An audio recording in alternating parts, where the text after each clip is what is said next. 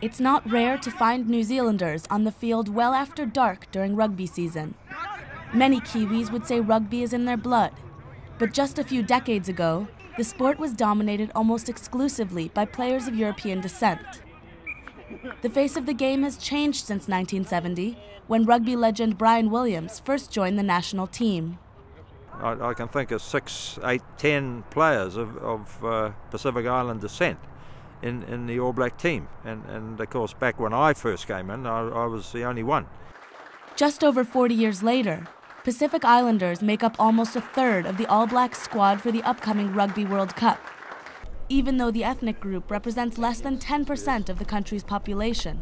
It's a big thing for Pacific Islanders to, especially Samoans, Tongas and all the rest of us to get our kids into this All Black team. It's a dream come true to make the All Blacks, and a lot of the guys, they play for Samoa and Tonga internationally as well. That's their big dream to put on the, any jersey really for their country. High achievement in the sport has also played a role off the field as immigration from the islands continues to grow. When my parents first came here, being a Pacific Islander or Polynesian in New Zealand wasn't very fashionable.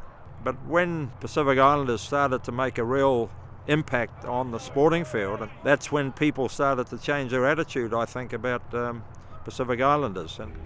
David Osofua grew up in New Zealand, and he is the first in his Samoan family to play rugby. David has sparked rugby mania amongst his relatives. We're really religious family. For them to miss church and come watch my games, that means a lot. So I think, that shows how much of a fan they are. Especially my mother, she's a bit too loud on the sideline. And for a player of his generation, love of the game is just part of his national heritage as a New Zealander.